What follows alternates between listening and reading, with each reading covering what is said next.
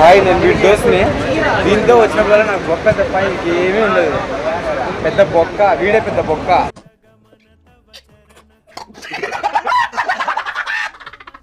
వీడు నా సీట్నే కబ్జా చేసి నన్నే బొక్క అంటున్నాడు. బొక్కగా ట్రైన్ జర్నీ ఫుల్ బోరింగ్ అన్నప్పటికీ కొంతమంది పోరగాళ్ళు తగిలారు.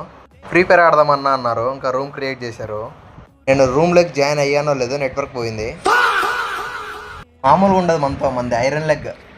సరే నెట్వర్క్ లేదు, పీస్ఫుల్గా కూర్చున్నాం అనేసరికి ట్రైన్ మొత్తం ఫుల్ అయిపోయారు. లిటరలీ బ్రో నా సిచ్యువేషన్ ఎట్లుంది. స్టేషన్లో దిగి ఒక 30 మినిట్స్ ముందు మనకు సీట్ దొరికింది. అందుకోసం వచ్చి కూర్చున్నాడు. సక్సెస్ఫుల్లీ తిరుపతికి అయితే రీచ్ అయిపోయాము. స్టేషన్లో దిగేశాను. ఇకపై నుంచి ఇంకా ఎన్నెన్ని కష్టాలు ఉంటాయో చూద్దాము. ఎంగి తిన్నానికి వచ్చినారు. ఇక స్టేషన్ నుంచి ఆటో పట్టుకుని అలిపిరి మెట్ల దగ్గరికి స్టార్ట్ అయ్యాము.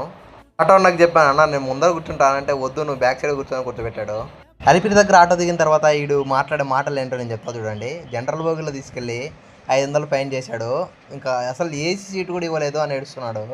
మొదట బాధేసింది, తర్వాత భయం వేసింది, ఆ తర్వాత నా మీద నాకే అసహ్యం వేసింది. మన తక్షణ కర్తవ్యం ఏంటంటే లగేజ్ని కొండపైకి ఎక్కియాలి. అంటే అక్కడికి వెళ్ళి సబ్మిట్ చేస్తే ఆటోమేటిక్ వాళ్ళే తీసుకుని వెళ్తారు.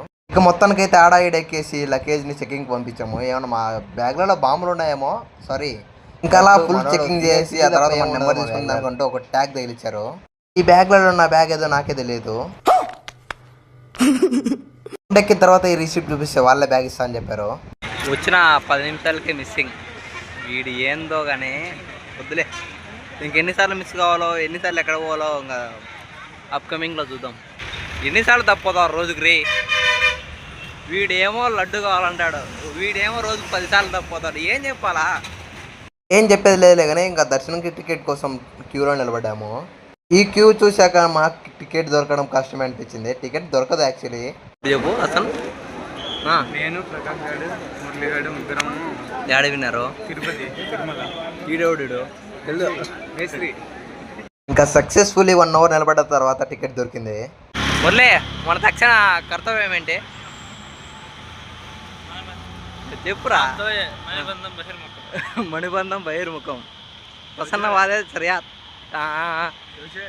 దోర్చరా సర్జా.